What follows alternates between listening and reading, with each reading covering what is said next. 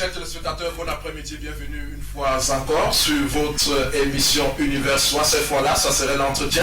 Nous sommes rendus le mardi 21 mai de l'an de grâce 2024. Hier, nous célébrons au Cameroun la fête nationale de l'unité, il faut le dire. Merci encore de nous honorer de votre présence. Merci de nous regarder partout ailleurs dans les quatre coins du monde entier. C'est Univers Soir ce soir avec l'entretien, avec un invité d'ailleurs spécial qu'ensemble tout à l'heure nous allons découvrir dans quelques poussières de saison. Mesdames, messieurs, restez des nôtres parce que tout à l'heure l'entretien avec Gilou Amadou certainement va vibrer. Nous parlerons bien sûr du département du Noun.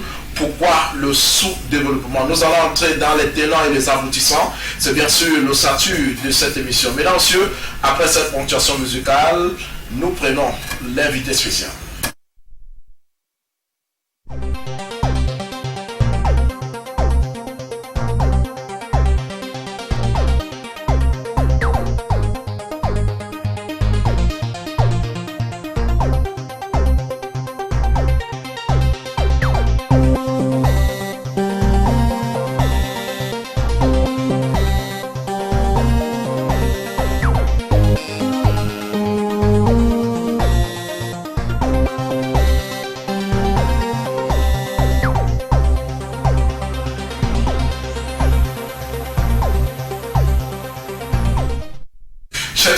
Merci encore, j'allais dire. Bienvenue une fois encore sur votre émission Univers Soir. Ce soir sur, bien sûr, Univers Info TV. Nous sommes rendus le mardi 21 mai de l'an de grâce 2024.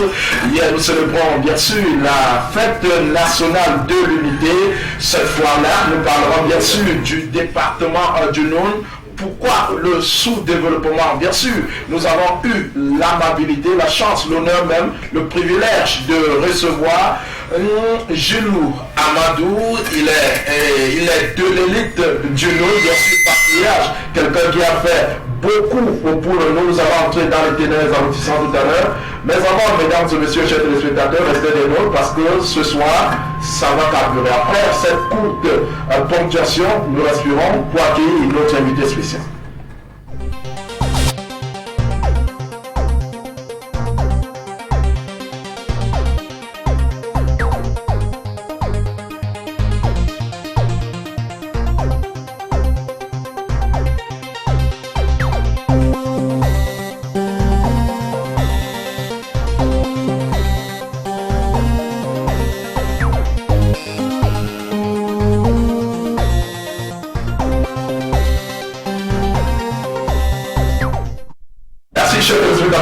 Sur ce plateau, je vais accueillir directement notre invité spécial. C'est pas facile avec toutes les occupations. Il a bien voulu accepter notre invitation afin d'éclairer la lanterne du peuple par rapport à cette situation du développement dans le département du Noun. Gilou Amadou, bonsoir. Bonsoir.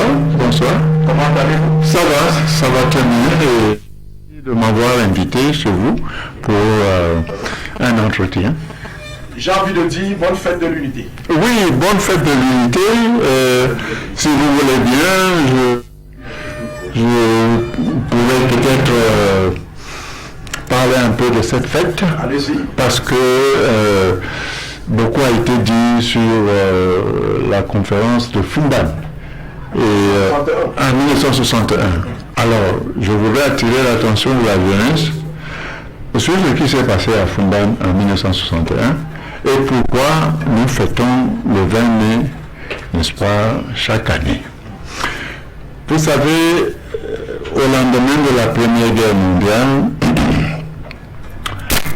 comme les Alliés avaient gagné la guerre, la possession allemande a été, n'est-ce pas, octroyée aux gagnants, c'est-à-dire aux Anglais et aux Français. Alors, le Cameroun allemand était comme une proie de guerre. Et on l'a dépecé, c'est-à-dire qu'on a réparti cette proie de guerre entre deux grandes puissances, l'Angleterre et la France. Et ça, c'est dans les années 1919. Donc, les Français sont restés dans la partie orientale et les Anglais dans la partie occidentale. Pendant 40 ans, les Français étaient à l'est du Cameroun et les Anglais à l'ouest du Cameroun.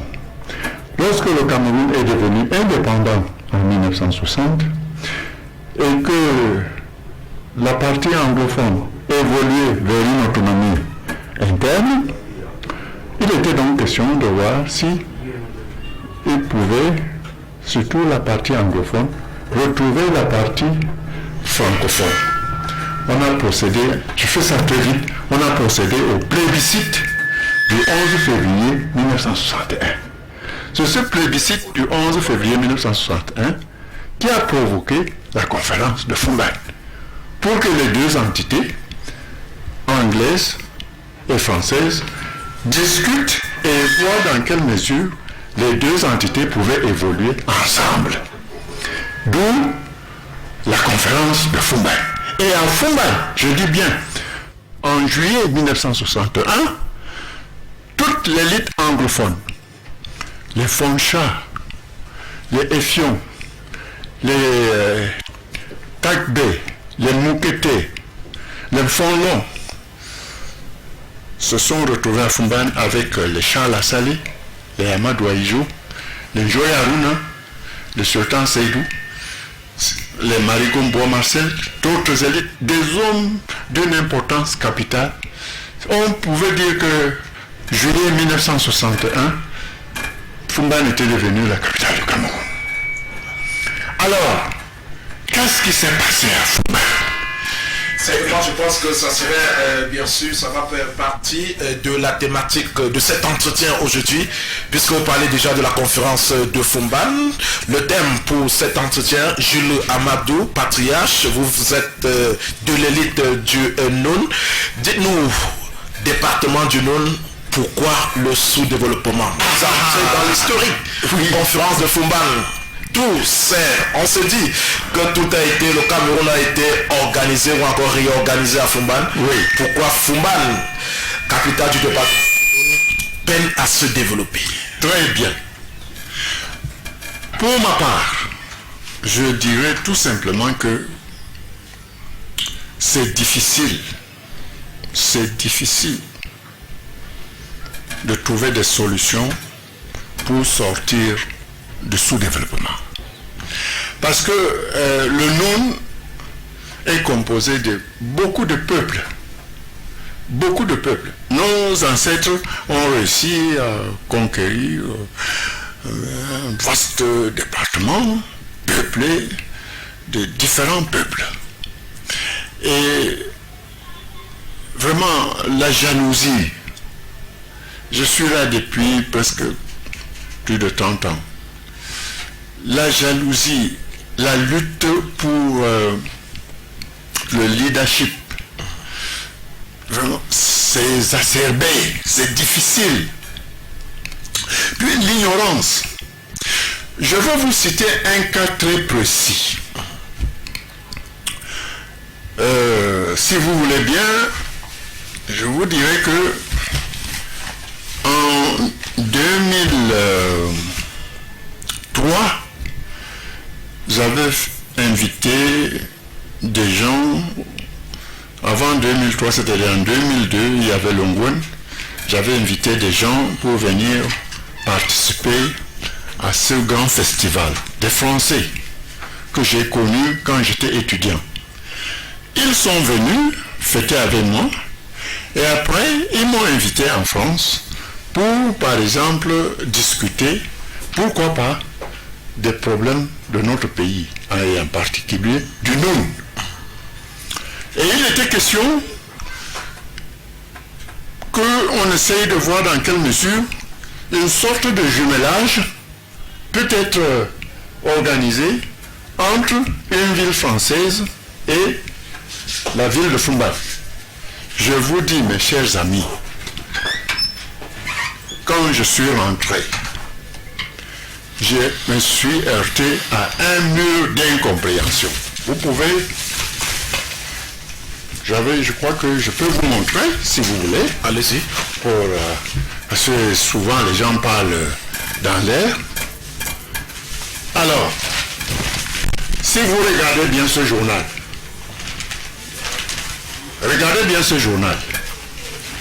c'est un journal français et j'étais invité à l'école Charles de Gaulle. Nous avions discuté comment faire pour que Foumban, ma ville natale, ait un jumelage avec une ville française. Mais lorsque je suis rentré ici à Foumban, je me suis heurté à des difficultés. S'il y a des gens qui étaient là lorsque je soulevais le problème, ils sont encore vivants. Oui. Certains m'ont répondu, mais nous allons faire le jumelage avec l'Europe. J'ai dit, mais l'Europe c'est quoi? L'Europe c'est quoi? Voilà une ville qui peut s'associer à nous et peut-être résoudre les problèmes de route, les problèmes de... je ne sais pas quoi. Hein? Parce que le véritable problème à Foumban, dans le Nouz, c'est un peuple très dynamique qui cultive les sols, qui cultive toutes sortes de produits agricoles. Je prends un cas, par exemple, d'ici, Mamarum. La terre est bonne, mais l'accès est difficile. Oui. J'étais aussi à Malheureux, à l'époque, et des gens cultivaient le maïs. Vous comprenez? Et ils n'avaient pas de moyens de transporter leur maïs dans un centre commercial. Alors, les gens intelligents venaient donc bazarder des sacs de maïs à 10 000 francs, 15 000 francs, et après, ils ramenaient ça par tout moyen dans un centre chez eux, et quand le prix de maïs montait, à ce moment-là, ils vendaient ce maïs-là peut-être à 150 000 francs le sac, alors que le sac a été acheté à 15 000 francs. Donc, nous, déjà la gestion de stock dans notre département pose problème. Qu'est-ce qui nous empêche de nous organiser? D'améliorer la production de maïs et de dire que nos maïs, la tine coûtera comme ça. Et éviter que, n'est-ce pas, des gens viennent acheter le maïs à bas prix, les gardent, et quand le maïs, le prix est haut, ils vendent ça. C'était un exemple que j'ai vu. Donc, vraiment, je me demande pourquoi nous ne nous organisons pas pour peut-être faciliter la vie aux paysans, n'est-ce pas? Pourquoi nous ne nous organisons pas pour peut-être améliorer la production? Hein? Regarde, la femme va au marché, la femme va au champ avec la houe. Est-ce que la houe peut cultiver 1 hectare de terrain, mon fils? Il faut qu'on arrive à introduire la charrue. Regarde la pêche. J'étais à Maba. J'ai vu les gens pêcher là-bas avec la pirogue qui date du Moyen-Âge. Est-ce qu'on ne peut pas moderniser la pêche pour améliorer, n'est-ce pas, la condition de vie du pêcheur? Est-ce qu'on ne peut pas vraiment créer des entités agricoles qui permettent de grandes superficies, de grandes surfaces avec la charrue, avec le tracteur? Regardez, allez chez le monastère, vous allez voir comment ils ont des vastes champs, etc., etc. Même en Fosso, vers Fumbo, est-ce qu'ils cultivent avec la houe? Pas du tout. Pourquoi cet exemple ne nous frappe pas? C'est là la question. On ne peut pas toujours, avec des outils archaïques, primitifs, vraiment attendre de nous du miracle. Alors, peut-on dire, Jules Amadou, exactement, l'origine du sous-développement dans le Noun est-elle politique, traditionnelle ou religieuse? Très bien. L'origine, pour moi... Déjà, acceptez-vous que le Noun est sous-développé? À partir du moment où je vous dis que le peuple est dynamique, mais la manière, n'est-ce pas, de gérer les stocks pose problème. Il faudrait qu'on s'organise d'abord pour se poser la question, mais comment faire pour que vraiment la production soit multiplié par 5, par 10, par 15, par 20. Vous m'entendez bien? Oui. On ne peut pas industrialiser. Voilà un cas concret. Une fois, on a voulu créer à Fumbout une usine de transformation de tomates. Vous êtes au courant? Vous étiez au courant? Oui. Des gens ont même pris de l'argent chez des autres pour créer cette usine. Est-ce que l'usine a vu le jour? L'usine n'a pas vu le jour.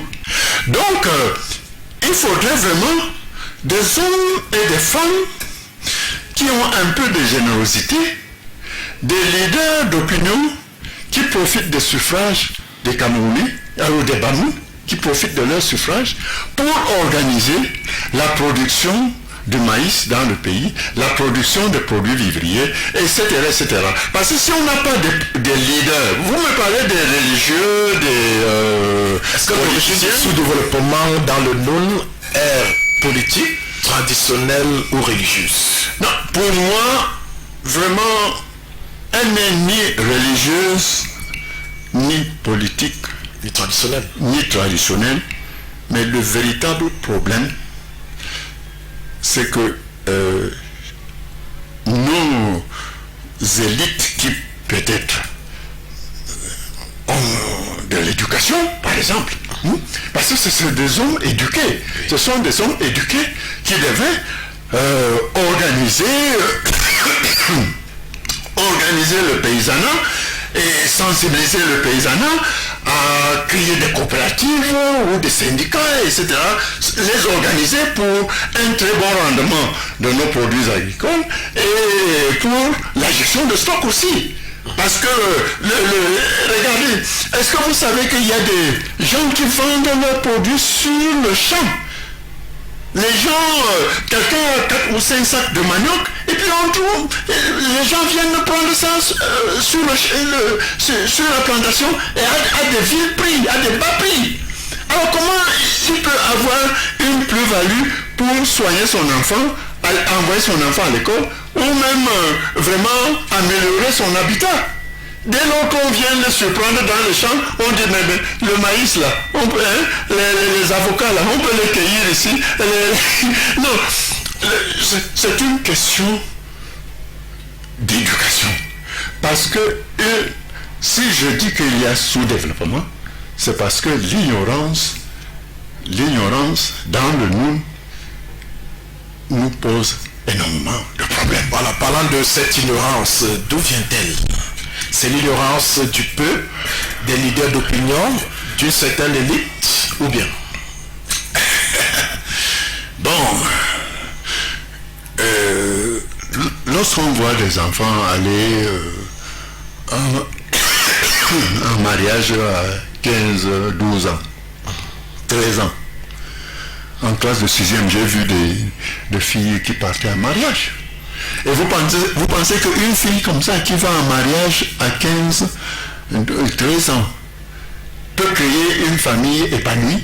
Je ne crois pas. Quand vous parlez de 13 ans, vous n'exagérez pas là? Mais vous dites j'exagère. Est-ce qu'il y avait un préfet ici qui avait demandé que vraiment si on apprend qu'une fille est allée en mariage à cet âge-là, on va inquiéter le père, on va inquiéter la famille? Il y avait un préfet ici qui avait sorti, je ne sais pas, un arrêté préfectoral pour vraiment demander aux gens de ne plus accepter des choses comme ça. Donc, quand l'ignorance, je ne sais pas, vous trouvez que c'est normal qu'une fille, prenons même 15 ans, qu'une fille aille au mariage à 15 ans? C'est un enfant qui va porter dans son ventre un enfant. Et à 35 ans, cette fille sera grand-mère. Alors donc, vraiment vous me dites, c'est pour ça que je dis ce n'est ni religieux, ni politique, mais c'est dans le bon. Je ne sais pas qu'est-ce qui nous pousse à des mariages précoces. D'après vous, c'est quoi? Donc si on comprend bien, le mariage précoce fait partie des facteurs du développement dans le Noun. Bien sûr, puisque cette femme qui part en mariage à 15 ans, il peut faire beaucoup d'enfants et il ne saura pas comment, par exemple, il dépend complètement de son mari. Il dépend complètement, il mange dans la main de son mari et ça peut même entraîner de violence et ça crée des enfants de récalcitrants. Qu'est-ce sais-je encore? Beaucoup de nos enfants sont à Douala, à Kiossi, etc., etc. Et vous pensez que qui les envoie là-bas? C'est la misère, la pauvreté. On ne peut pas rester à Fumban quand on ne peut pas, n'est-ce pas, gagner sa vie, honnêtement. Et c'est là que je vais proposer des solutions pour sortir de ce sous-développement. On va y arriver. Mesdames et messieurs, chers téléspectateurs, nous sommes là avec sur l'entretien. Entretien avec Julou Amadou. Il est de l'élite du Noun, patriarche, il faut le dire. Cette numéro revient sur le problème du département du Noun. Pourquoi le sous-développement? Vous pouvez réagir en composant le numéro qui s'affiche sur barre de votre petit écran télévisé par message exclusivement afin d'apporter votre contribution par rapport à la thématique de ce soir, chers téléspectateurs. Julou Amadou, nous revenons à vous. Vous avez évoqué là le problème de leadership ou encore de l'égoïsme de certains leaders du département du Noun. Comment comprendre cette situation au regard de certaines avancées dans le Noun? Pourquoi le Noun peine, tarde ou encore refuse d'atteindre son développement au regard de toutes les avancées que nous observons? Oui, je vais vous citer des cas concrets. Il y a de cela 15 ans, je pense que je ne sais plus dans quel village. Ce village-là dépend de la chefferie supérieure de Fumbot. J'ai croisé sur une piste, une très mauvaise piste, un pouce. Il y avait un monsieur avec un pouce et dans son pouce, un vieux matelas où une dame enceinte était assise et on devait conduire cette dame qui avait des problèmes, qui était prête pour accoucher dans un centre de santé qui est par exemple, qui était situé comme, je prends la distance comme, le centre de santé était par exemple comme en Koutabala, les poseries, et le gars sur une piste caillouteuse devait pousser le pouce jusqu'à, vous voyez cet endroit. Alors comment expliquer que des gens qui vivaient dans ce village ne réfléchissent pas, ne saisissent pas les élites du coin, n'informent pas les chefs traditionnels de l'importance de construire dans le coin un centre de santé pour faciliter l'accouchement des femmes? Comment expliquer ça? J'étais gêné. Donc, regardez même l'état des routes. Je vous ai parlé de Mamaram, qui n'est pas loin de Fumban, mais qui a des terres fertiles, où le maïs pousse bien, où le manioc pousse bien, d'ailleurs les ignames de Mamaram. Tout le monde connaît la valeur des ignames de Mamaram. Mais je vous dis que c'est pas facile d'atteindre ce petit village qui est situé même à peine 5 ou 7 km, même pas 5 km.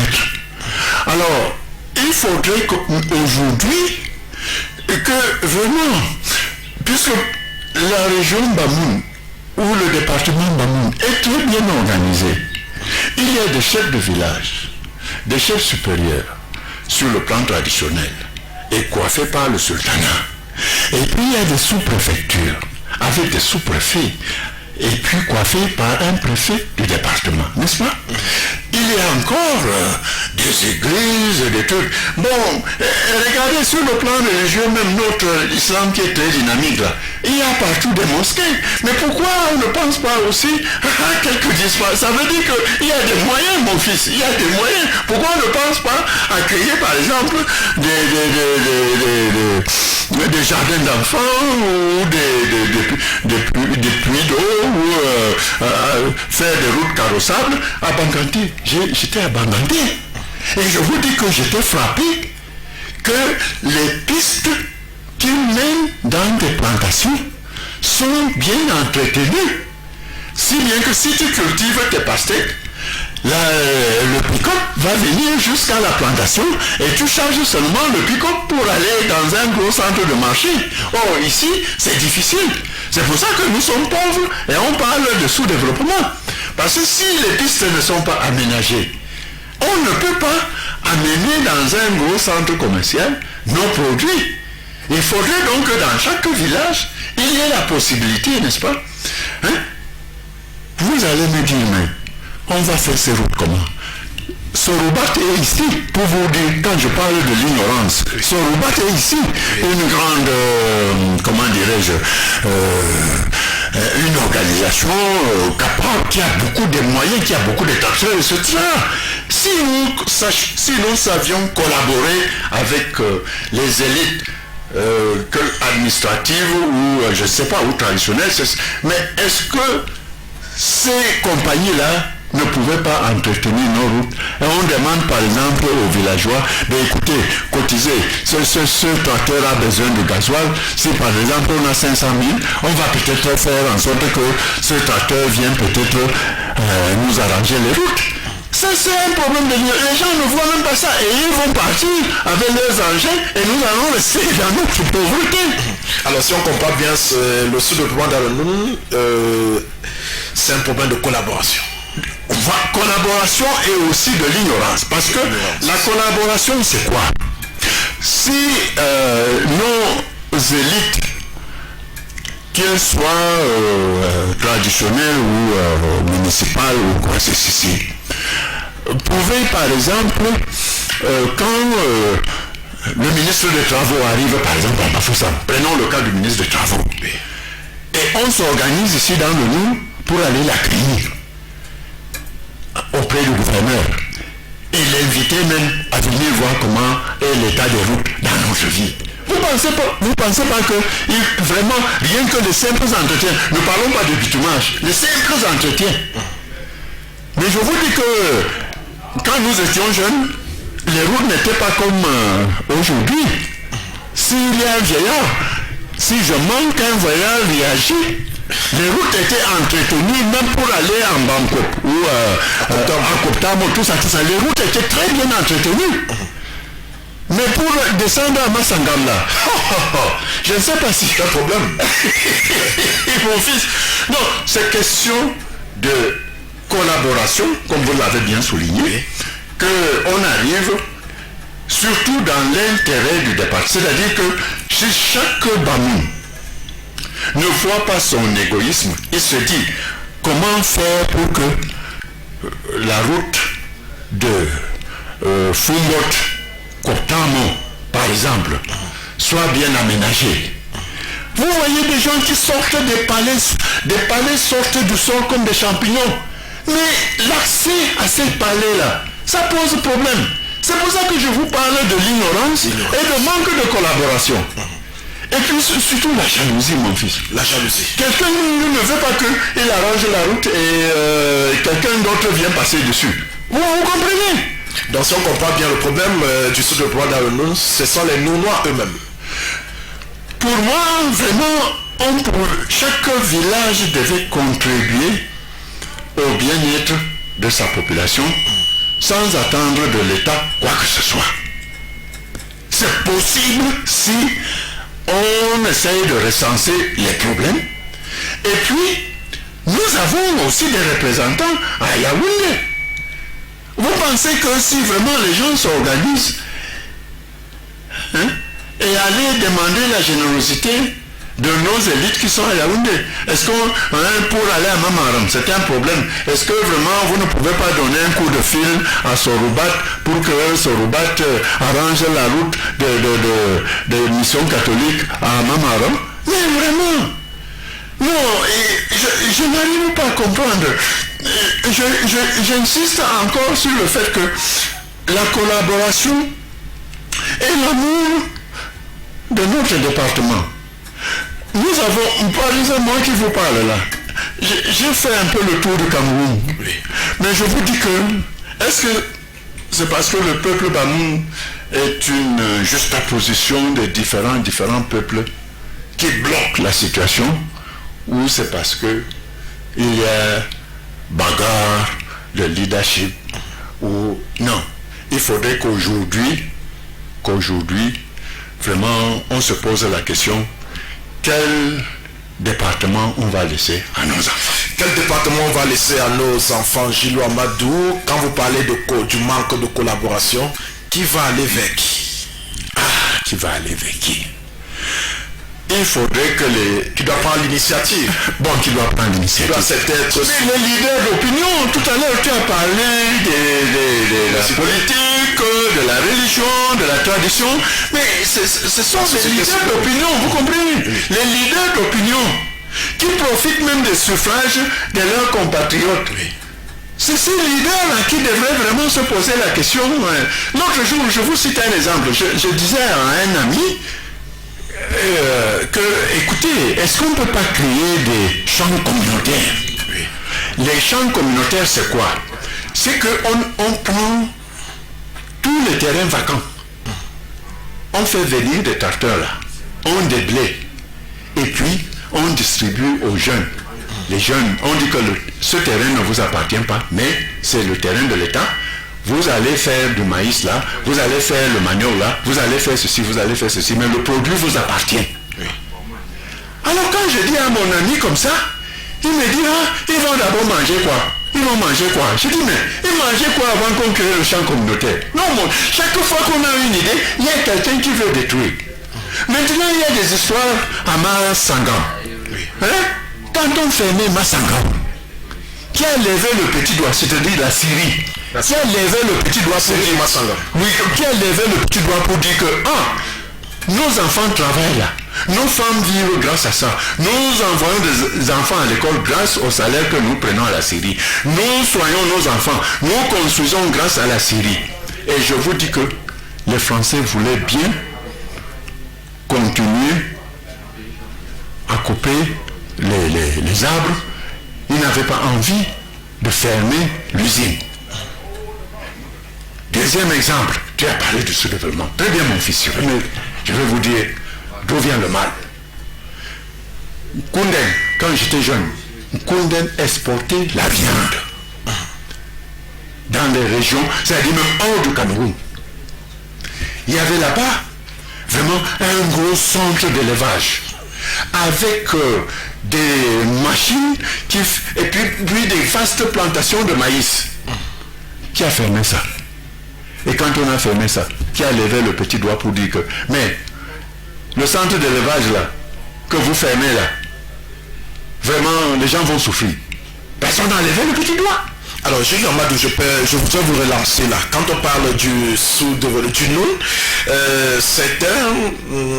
certaines personnes dans le département du Noun, une certaine élite du département du Noun, pensent que le Noun serait privé.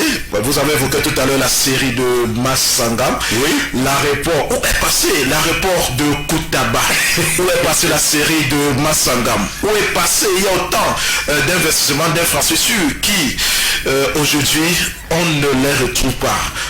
Souvenez-vous, le département du Noun occupe plus de la moitié de la superficie de la région, de plus de 50% de la superficie de la région de l'Ouest. Le Noun sera en train de vouloir une sorte de régionalisation. Pourquoi le Noun est derrière jusqu'à présent? Mais le Noun en est farouchement. Mais je dis, vous m'avez empêché de vous expliquer bien des choses. Allez. Parce que je vous ai dit que le Koundén était un centre d'élevage très haut niveau, oui, et qui exportait les viandes. Et où il y avait des centaines, disons même des milliers d'employés qui travaillaient là-bas. Et je vous dis encore que la Syrie a été fermée, personne n'a levé le doigt. Par exemple, j'ai entendu qu'à Massangam, ils se battent là-bas pour les inscriptions sur les listes électorales. Oui. Bon, alors, lorsqu'on a fermé ces usines-là, est-ce que vous savez que c'est à partir de ce moment que le grand banditisme est entré dans mon département? Quand vous parlez de hommes, il s'agit de qui? Ben, on ne vous avait jamais parlé de coupeur de route au niveau d'un jeune homme qui empêchait les femmes d'aller acheter le poisson à Magba, et puis dès qu'ils rentraient, on les dépouillait, etc. Vous n'étiez pas au courant qu'il y avait des coupeurs de route, et même vous allez vers Bangouren, il y avait des coupeurs de route, etc. Mais c'est né à la suite des fermetures de la série de Massangam, du centre d'élevage d'un Koundén. Bon, vous parlez de l'aéroport. Alors, vos pères s'étaient battus pour que il y ait un aéroport ici. Qu'est-ce qui s'est passé? On a dit maintenant que c'est mieux Bafoussam. Alors que Bafoussam est sur les montagnes, il peut arriver que l'avion arrive là-bas et le brouillard l'empêche vraiment d'atterrir. Alors, moi, je dis que le mal est en nous. Lorsque, je ne dis pas ça pour que j'ai de la médaille chez les Bamoun, que disent ah c'est un bon fils qui aime le pays. Mais quand je me suis battu, quand mes amis ont voulu faire le jumelage avec ma ville natale, est-ce qu'on a accepté? Pas du tout, nous sommes en train de... Non, voilà, tu peux très bien. Voilà, tu peux... Regarde, tu peux... Pas du tout. Voilà. Tu peux dire... Le Vauban, des liens avec le Cameroun. On titre là, actuellement un projet au lycée Vauban, un rapprochement avec un lycée camerounais et pourquoi pas un jumelage avec la ville. Voilà. Permettez, je peux lire même. En octobre 2001 fut organisée la semaine de la solidarité internationale au lycée et à l'université. Le lycée Vauban de Guivette, avec l'aide de Marcel Dika, professeur de philosophie, a pris part cette semaine. À cette occasion, explique Odile Nardeline, professeur adjoint au lycée Vauban, nous avions accueilli 2 élèves venant de la région centrafricaine et avons voulu faire découvrir leur pays à l'ensemble des élèves de leur classe et du lycée. Nous avons même reçu des élèves de l'école maternelle de Guivert et leur avons présenté l'Afrique sous forme de conte. Pour les fêtes de Ngouane,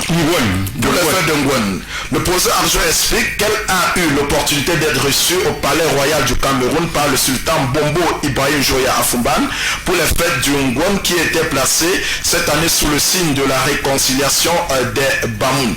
J'ai été hébergé chez l'ex-proviseur du lycée de Fumban, M. Amadou Lou. Lui et son épouse m'ont présenté les proviseurs de 2 lycées d'enseignement général et j'ai pu visiter 2 écoles primaires. Raconte-t-elle.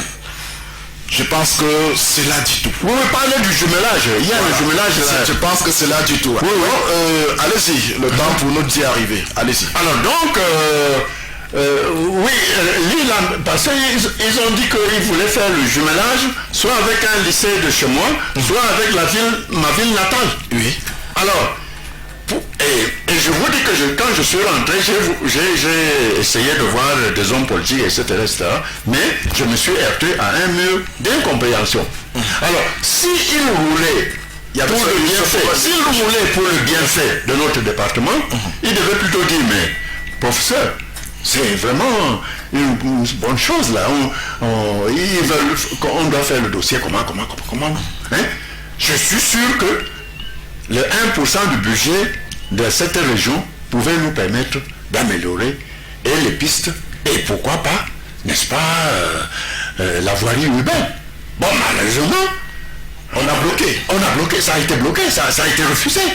Parce qu'ils voyaient en moi peut-être, je ne sais pas moi, je n'ai pas compris. C'est pour ça, et le sultan Bombo Joya nous avait dit une fois que quand un Bamoun tombe, c'est toujours un autre Bamoun qui a fait tout pour qu'il tombe.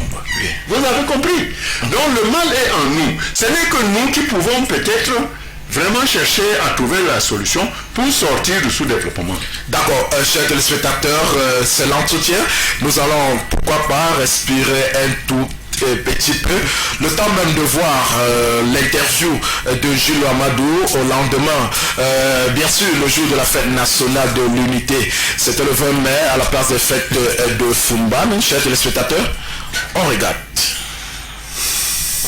Je suis très fier de mes maîtresses, je suis très fier de mes maîtresses, je suis très fier de mes élèves. Et puis, j'espère qu'on va se maintenir à ce niveau. Bon, et qu'est-ce qui a été à l'origine de cette distinction? Moi, je crois que mes maîtresses ont toujours insisté sur le patriotisme. C'est ce patriotisme-là qui fait que les enfants défilent avec fierté et restent les meilleurs parmi les élèves de Fumban.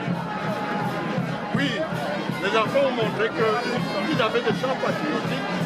Voilà, là, ça va de la vache de forêt. Et c'est ça, ils chantent avec le cœur. C'est pour ça que nous avons gagné.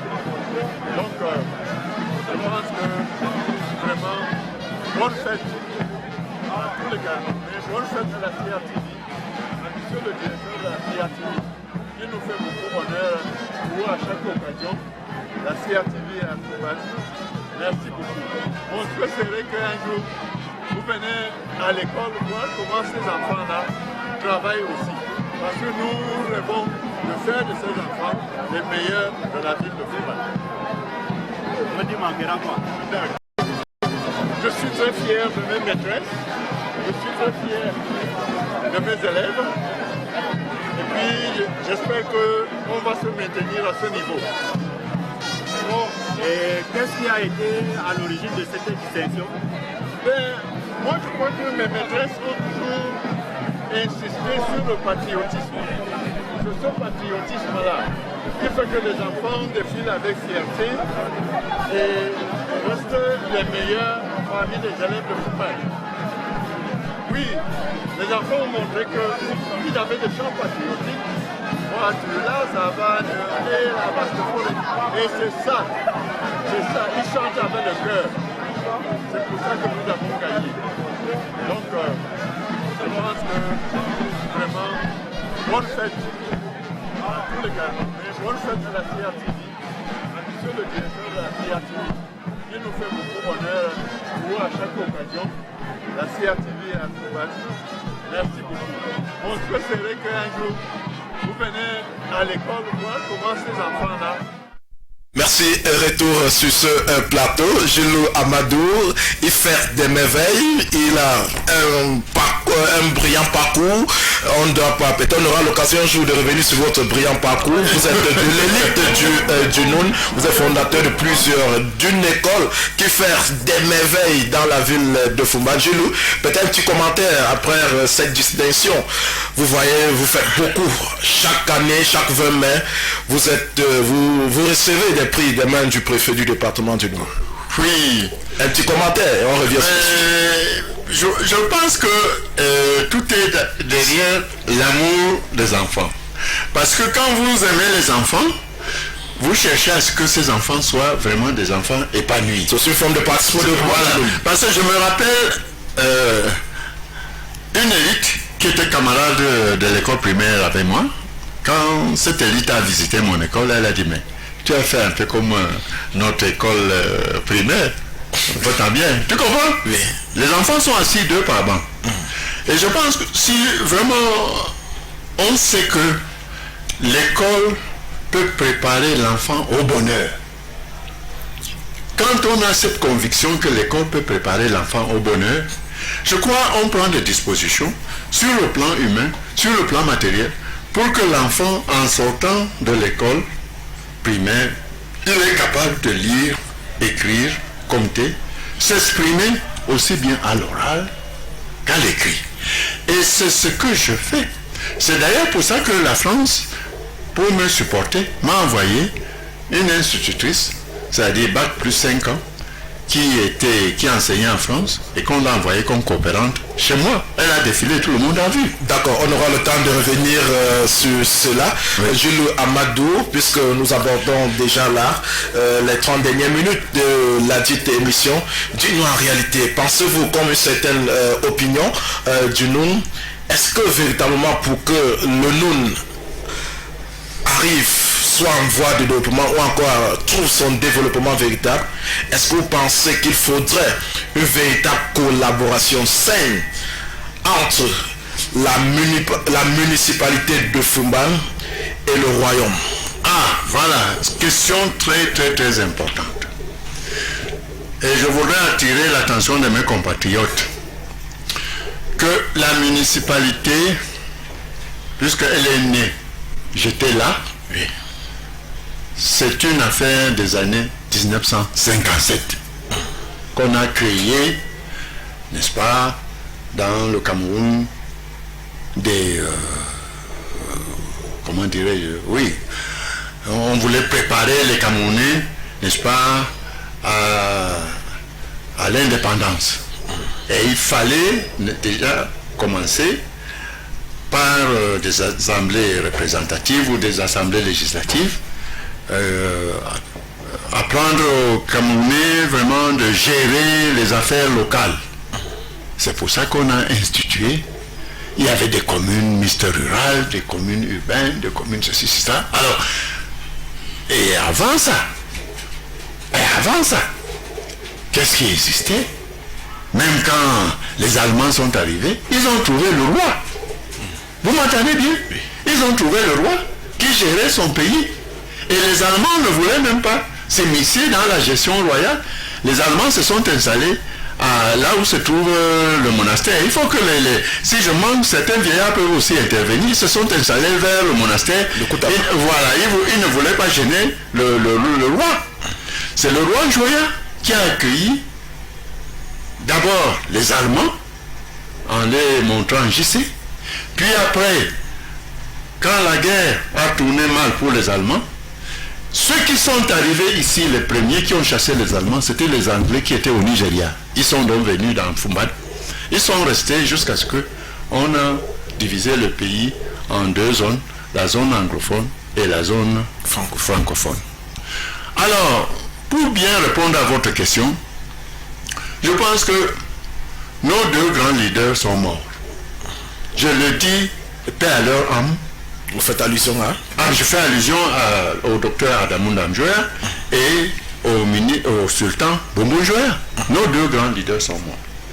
Il nous appartient maintenant, vraiment, de mettre le département comme le but ultime de notre existence sur Terre. Moi, je ne voudrais pas quitter ma ville natale sans avoir laissé de tâches. Comme je suis plutôt enseignant, j'ai enseigné dans des lycées et collèges. J'ai aussi géré des établissements. Et après, j'ai dit, qu'est-ce que je peux faire pour ma ville natale? C'était de créer une école primaire parce que je savais que la base posait problème. J'ai créé l'école primaire avant qu'il y ait le ministère de l'éducation de base. Mon école date de 1997. Vous m'entendez bien? Et pourquoi? Il faut que j'explique bien aux gens. Parce qu'ils disaient, oui, il était proviseur, et puis il n'a pas fait le collège. Pourquoi? Parce que chaque fois que j'étais en réunion, conseil de classe, où chaque professeur explique comment les enfants ont travaillé sur sa discipline, il y avait toujours des récriminations. Que les enfants arrivent en 6e, ils ne savent pas lire, ils ne savent pas écrire, etc. etc. Et quand j'ai eu l'opportunité de créer quelque chose, j'ai plutôt pensé à la base. Et maintenant que la base commence à fonctionner bien chez moi, vous pouvez envisager le collège. Eh bien, je suis en train d'envisager que les petits loups vont devenir grands demain. Alors, dites-nous alors, si on revient sur la question Jules Amadou, pensez-vous comme une certaine opinion, une certaine masse d'opinion, que le développement du Noun tarde à cause du conflit ou encore du manque de la collaboration hypocrite, permettez l'expression entre guillemets, entre la municipalité de Fumban et le royaume? Bon, alors, moi, je pense que la collaboration ne doit pas seulement se limiter entre la municipalité et le royaume. Puisque ce sont les leaders. Je me rappelle que j'avais vu un incident à la place des fêtes il y a de cela plusieurs années. Un représentant de maire était arrivé en retard. Oui. Vous comprenez bien. Et le préfet d'alors n'a pas accepté que ce représentant de maire arrive en retard alors que c'est lui qui devait l'accueillir. Et c'était fondé, puisque dans nos lois et règlements, le sous-préfet, le maire, ils doivent, le jour de fête, accueillir le premier du département, le préfet. Mais j'ai entendu des gens dire que, mais c'était un élu, on refuse à un élu de s'asseoir. Si vous me permettez, je profite pour dire que les autorités légitimes ont peut-être, pour que les gens, mes compatriotes comprennent bien ce que c'est qu'un préfet, ce que c'est qu'un sous-préfet, ce sont les représentants du chef de l'État dans leur rayon de compétence. C'est-à-dire que le sous-préfet représente le chef de l'État dans l'arrondissement. Le préfet représente le chef de l'État au niveau du département et le gouverneur au niveau de la région. Et pourquoi on les appelle les autorités légitimes? Vous savez que le président de la République est élu par l'ensemble des Camerounais, n'est-ce pas? Du nord au sud, de l'est à l'ouest. Les Camerounais donnent au président un pouvoir vraiment immense.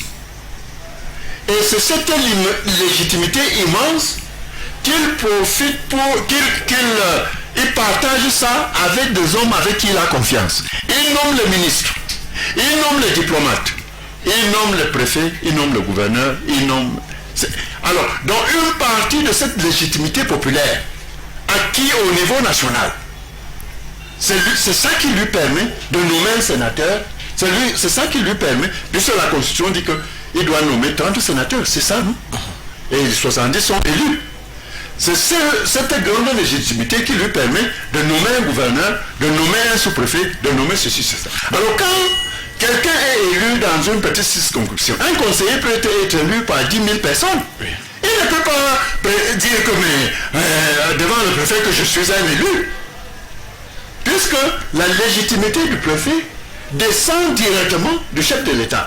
Et s'il y a une balance pour que le chef de l'État que l'aiguille soit en équilibre, il faut que quand on met le chef de l'État à gauche sur une balance, on met le Parlement, c'est-à-dire le Sénat et l'Assemblée. Voilà, vous comprenez mon fils, c'est comme ça. Donc il est l'élu du peuple. Et il partage cette légitimité avec les... Alors, donc, si on revient à cette... Je reviens encore à cette question. Donc, à partir du moment où...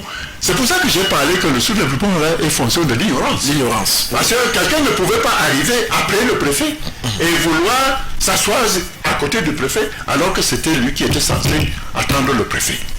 Donc, il y a ce point de l'ignorance. Et la collaboration... Parce que si on ne respecte pas le sous-préfet, on ne respecte pas le préfet. S'il y a un ministre qui arrive à Bafoussam, le préfet connaît qu'il y a un ministre à Bafoussam. Et c'est ce ministre qui peut, par exemple, s'il est de l'agriculture, que les autorités des collectivités locales décentralisées peuvent donc saisir cette occasion pour aller voir le ministre de l'Agriculture et poser le problème de nous ou de Massangam ou de quoi que sur le plan agricole. Alors donc, il faut absolument la collaboration, mon fils, avec et l'État et les pouvoirs traditionnels. Alors s'il faut être concret, tout à l'heure on l'avait évoqué, est-ce que le royaume et la mairie de Fumban et la commune de Fumban, semblerait-il que le problème UDC d'une part, oui, RDPC de l'autre, oui, serait un frein au réel développement du NUN? Moi je voudrais, vous savez, il y a deux types de population dans le... Regarde, le véritable, quand je parle de le véritable problème des Bamoun, c'est que cette tradition, cette tradition politique n'existait pas. Vous m'entendez bien? Oui. Alors, à partir du moment où le président Biya a demandé de créer plusieurs partis, les partis politiques doivent aussi savoir que il y a la tradition, et puis il y a, que sais-je, oui, réciproquement, la tradition devrait savoir. Oui, et la tradition doit aussi savoir que si quelqu'un est élu, oui, n'est-ce pas, qu'on a élu quelqu'un maire, la tradition doit connaître ça. Oui. Et la tradition doit connaître que la municipalité, c'est-à-dire l'élu doit savoir qu'il y a un roi. Aux Pays-Bas, par exemple, là où mon épouse, il y a un roi. Mais les ministres, les élus, les députés respectent aussi le roi. Donc, pour moi, nous ne pouvons pas avancer, progresser en ordre dispersé. Il faut une reconnaissance. C'est pour ça que je dis que nos deux grands leaders sont morts. Il est temps maintenant que nous réfléchissions quel pays, quel département on va laisser à nos enfants. Et mon souhait est que la collaboration vraiment entre la religion, la tradition, la politique, vraiment que lorsqu'il s'agit de l'intérêt du département. Vous comprenez bien. Parce qu'on ne peut pas nous dire que si on mange le même couscous, on doit avoir les mêmes idées. Ça c'est faux et archi faux. On ne peut pas, même les enfants, il y en a qui, quand on débat, c'est pas... Je comprends, on doit s'accepter malgré les divergences. Il y a des divergences au niveau de famille, mais quand on dit que maintenant, on doit construire un pont, le véhicule qui va passer sur ce pont n'est pas un véhicule de 3 lettres, ou de 4 lettres, ou de 5 lettres en politique, ou de telle religion, de telle religion. Le pont laisse passer tout le monde, n'est-ce pas? Donc pour moi, vraiment, je souhaite que, oui, avec le vent de la démocratie, on réfléchit profondément pour éviter, nous sommes trop divisés. Vous savez, je suis rentré ici depuis 1992. Je ne suis plus parti. Et j'ai vu tout ça évoluer devant moi. Je souhaite que vraiment, dans l'intérêt supérieur de nos enfants et de notre département, que nous privilégions, n'est-ce pas, le bien-être du département. Alors vous êtes pour ceux-là qui pensent qu'il faudrait envisager la régionalisation du Noun, peut-être pour booster le développement du Noun. Est-ce que le Noun devrait ou encore a les potentialités pour être une région? Ça peut être peut-être à l'origine du développement. Écoutez, fonder un développement véritable. Vous m'oubliez, puisque moi j'ai vu tout ça arriver.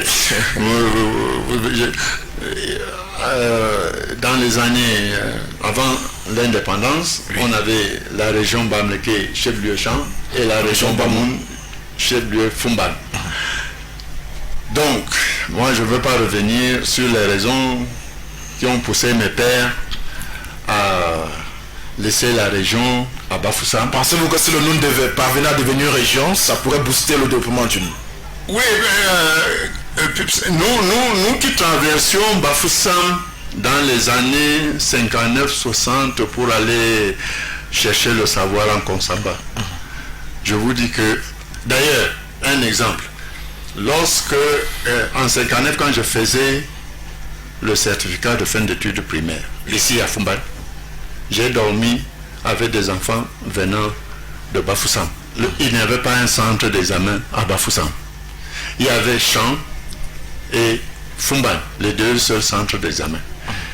Et je les ai retrouvés au lycée du Maningumba et nous sommes devenus de très grands amis. Donc, regardez la région maintenant. Rien que ce que l'État investit là-bas, vraiment. Quand il y a une région, ça attire des investisseurs. Vous comprenez? Ça attire des investisseurs. Je n'ai pas compris pourquoi mes pères ils devaient peut-être dire que, mais écoutez, les Français avaient fait déjà de nous une région. Je crois qu'on ne doit pas changer ça. Je souhaite de tout mon cœur, vraiment, si avant de quitter cette planète, je le dis très sincèrement, oui, avant de quitter cette planète, nous avons une région, moi je vais dire à mes deux grands leaders qui sont partis que leurs vœux ont été exaucés. Fumban est un chef-lieu de région. Nous n'avons même pas besoin d'être avec les Bagnos ou les gens de Bafia. Je te dis que le Noun à lui seul a tous les atouts pour devenir une région. Alors d'accord, chers téléspectateurs, je pense que vous allez apporter votre contribution par rapport à la thématique de cet après-midi. L'entretien très musclé même avec Jules Amadou, élite patriarche. Il a vécu, il connaît le Noun dans sa profondeur. Jules Amadou, nous allons déjà commencer avec les pistes de solutions. Comment faire véritablement pour arriver, pour que le Noun soit en voie de développement, pourquoi pas pour que le Noun soit développé? Qu'est-ce qu'il faut véritablement faire? Est-ce qu'il faut réunir toutes les élites du Noun? Non. Question très importante. Qu'est-ce qu'il faut faire pour que nous puissions... Le Noun soit émergent. Oui, comme d'autres départements. Oui. Comme d'autres départements. Je dis que nous avons la chance. Nos pères nos pères nous ont légué un très vaste département. Il y a toutes sortes de terres dans le Noun. Alors, la solution pour moi, pour retenir nos jeunes, pour peut-être même développer le sentiment national, le sentiment d'appartenance au terroir, oui, et pour aussi éliminer les grandes criminalités, nous devons créer des champs communautaires. Imagine que chaque village ait un champ communautaire où vraiment, si on sait que les ignames poussent très bien dans tel village, alors avec l'association des élites, l'association des leaders d'opinion, même des hommes religieux, on peut louer en coup à des tracteurs. C'est les idées qui manquent. Et le tracteur peut travailler comme d'ici jusqu'à chez moi pour une journée. Vous m'entendez? C'est-à-dire de votre centre là jusqu'à Fumbande. Alors, si on arrive donc à créer des champs communautaires où on distribue à chaque jeune femme ou homme qui a envie de cultiver le maïs ou de cultiver les arachides ou de cultiver le haricot, 1 hectare par personne. Et on prend bien avec la communauté urbaine, enfin comment on appelle ça, les trucs décentralisés, là, les collectivités locales décentralisées, vous comprenez? Avec ça, vraiment, des palmeraies vont tomber, des avocatiers, des hectares des avocats, des hectares de corosol. On m'a même dit que le corosol est à la base de la guérison du cancer. Donc, quand je vois, on dit qu'il y a un milliardaire à Massanga. Mais quand ce milliardaire-là, au lieu de discuter, par exemple, les affaires des inscriptions sur les listes électorales, il réfléchit un peu sur, n'est-ce pas, la condition de vie de ces jeunes-là à qui il demande le suffrage. Parce que, et vous, si vous me permettez, je vais vous raconter. C'est rapidement, parce que dans un quart d'heure, on va sortir de ce... Vous savez, la période transitoire entre 59 et 61, certains leaders politiques racontaient, pour avoir le suffrage des gens, racontaient que l'indépendance, on va chasser les blancs et on va distribuer leurs biens, voitures, frigidaire. J'ai vu mon oncle à Nobel et dit, hein, les boulangeries, c'est les Grecs qui avaient les boulangeries, c'est les Français qui avaient les boulangeries, c'est les Français qui avaient des boutiques, même ici à Fumbane. Et s'il y a un vieillard qui se rappelle, il y avait Parisiana, géré par une dame française, ici. Alors donc, pour eux, l'indépendant, c'était que les Blancs vont partir et leurs biens seront distribués à tous les Camerounais. Vous m'entendez bien? L'indépendance pour eux, c'est... Même le train là, il faudrait que nos enfants apprennent le train de Konsamba, Douala, Yaoundé, quand ça va devenir pour nous, ils vont partir et tout sera pour... Et que la plantation de Jombela, tu devras jusqu'à Cam, c'est-à-dire... oui, que les vastes terres avec les bananes, l'ananas, on va distribuer aux femmes. Les femmes qui aimaient l'agriculture étaient devenues vraiment très enthousiastes et voilà, tous chutés. Le 1er janvier, le président Aïjo remercie l'Organisation des Nations Unies, remercie la France et demande à la France de venir l'aider à, n'est-ce pas, à faire fonctionner l'État camerounais. D'accord. Vous parlez là, comme piste de solution, vous avez évoqué là la création des champs communautaires. Oui. Qu'est-ce qu'on peut encore pour le développement véritable du Noun? Bon, à côté des champs communautaires, vous insistez là sur l'agriculture. Vraiment, j'insiste parce que dans le 80% de nos populations, moi j'ai fait le tour, je ne parle pas dans l'air. Beaucoup de nos populations font l'agriculture. À côté de l'agriculture, il y a aussi des fleuves qui ont, n'est-ce pas, de poissons, n'est-ce pas? Vraiment, pourquoi on ne peut pas moderniser la pêche? Vous vous imaginez qu'au 21e siècle, on va en mer, on va sur nos grands fleuves là, bien qu'avec une petite pirogue, un petit bout de bois creusé. Il est temps que les élites, vraiment, les leaders d'opinion, qui profitent des suffrages des gens, réfléchissent comment on peut améliorer l'économie dans notre pays. On peut gérer les stocks de produits vivriers. Et cette histoire de tomates Fumboat, pourquoi ça n'a pas marché? Pourquoi? Donc, pour ma part, vraiment, nous avons un territoire très riche. Et si on s'organise en conséquence, on évite de trop nous diviser, parce que quand on est trop divisé, on ne peut rien faire de bon. Si on met l'amour de notre département comme vision, objectif principal, qu'est-ce qu'on doit faire pour qu'on ait de bonnes écoles? Qu'est-ce qu'on doit faire pour qu'on ait des centres de santé avec un bon personnel consciencieux? Qu'est-ce qu'on doit faire pour que nos terres, n'est-ce pas, nos jeunes ne partent plus à Douala ou à Kiossi, ou même chercher à traverser la mer ou l'océan pour aller en Europe? Est-ce qu'on ne peut pas trouver le bonheur sur place? Moi, vraiment, dès qu'en posant cette question, je suis sûr que les solutions vont tomber. Que les élites d'opinion, que les élites religieuses, comme tu as dit là, que les élites traditionnelles, que les élites des collectivités locales décentralisées, et puis la solution, l'État a déjà proposé une très bonne solution, la décentralisation. Oui. Si cette décentralisation est effective, c'est-à-dire qu'on permet aux locaux, on leur donne des moyens pour qu'ils puissent vraiment résoudre les problèmes au niveau local. Je suis sûr que d'ici 10 ans, 5 ans, vraiment, beaucoup de choses vont s'améliorer. Alors, je vais prendre une réaction là.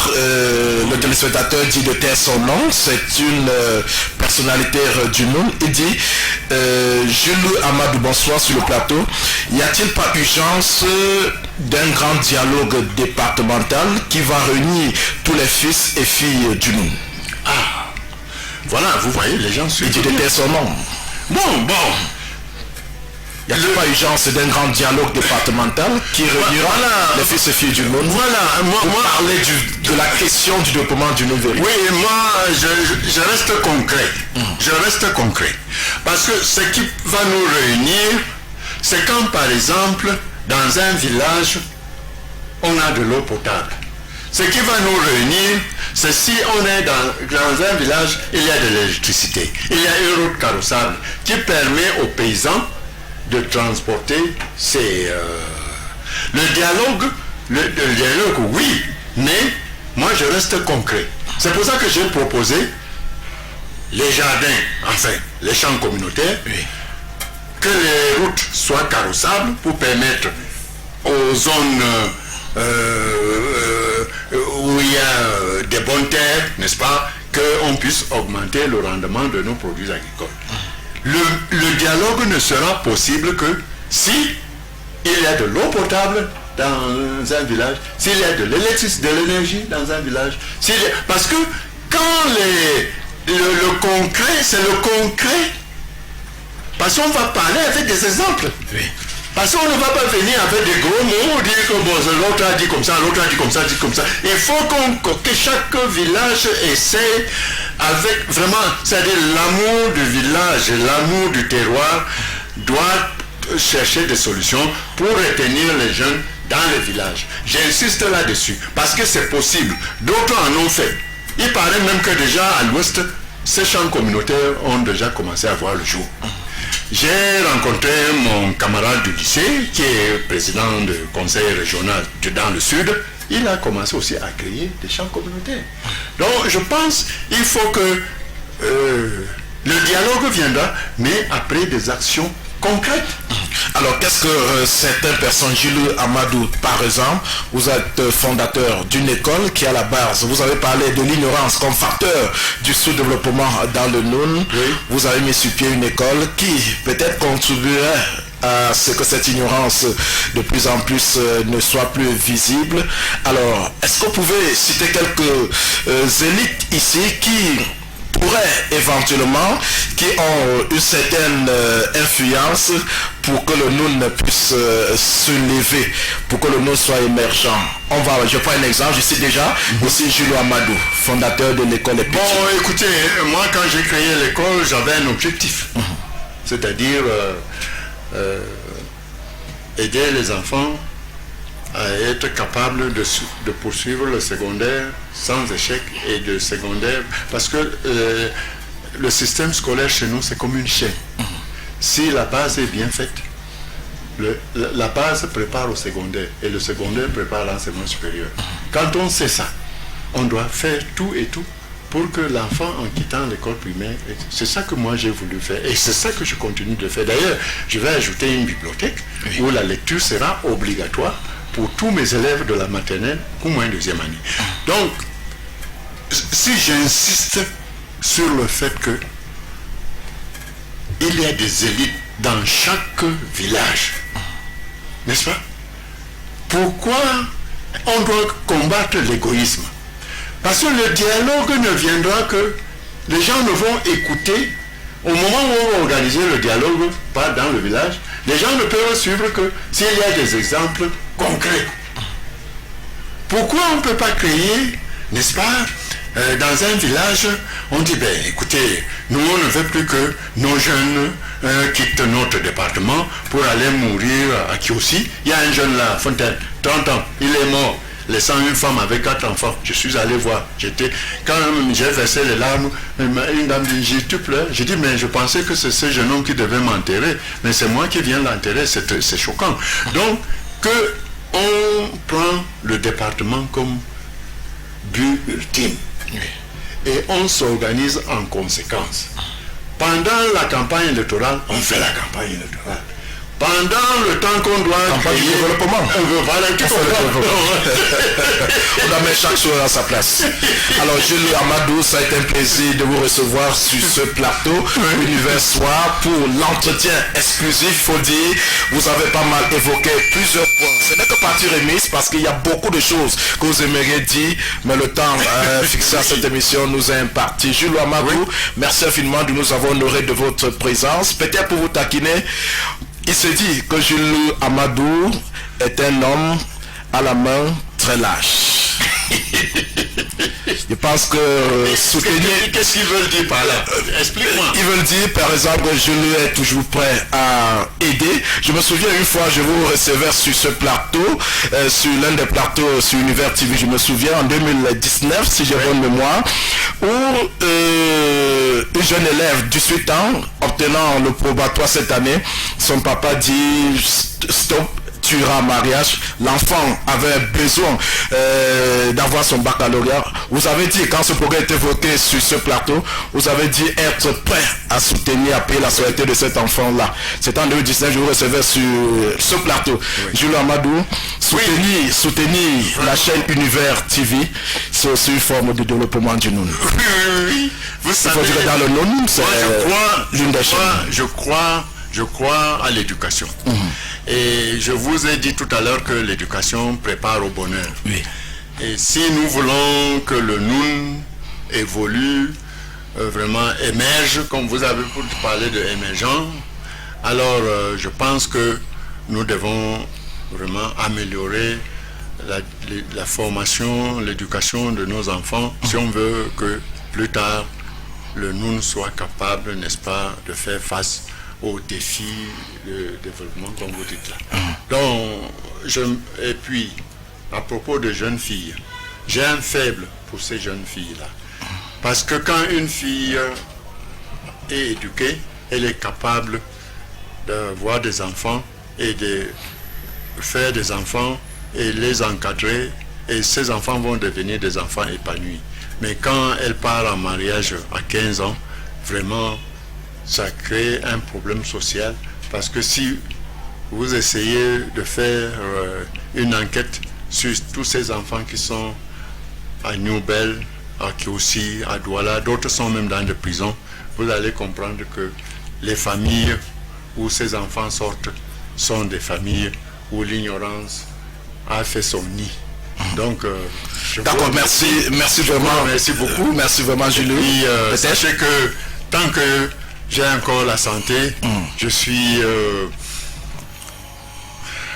en bonne santé, je suis à votre disposition et j'aime ma ville natale. Oui.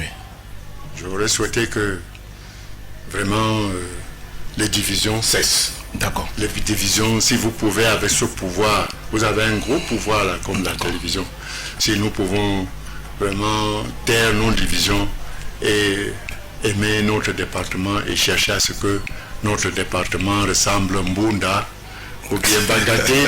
Parce que j'étais à Bangaté, j'étais aussi à Mbunda. D'accord. Je serai l'un des meilleurs citoyens. D'accord, merci chers téléspectateurs. Nous sommes arrivés au terme de la dite émission Entretien sur Univers Soi avec Jules Amadou, élite patriarche. Merci infiniment. C'est de lundi, mardi, mercredi, lorsqu'il est 17h00 sur votre chaîne de télévision. Ne ratez pas le rendez-vous de demain, Univers Soi. L'entretien cette fois-là, ça serait avec Jean Viali Mombet Sangou, directeur de publication La Close, secrétaire général du syndicat national des journalistes du Cameroun, en ce qui concerne la région de l'Ouest.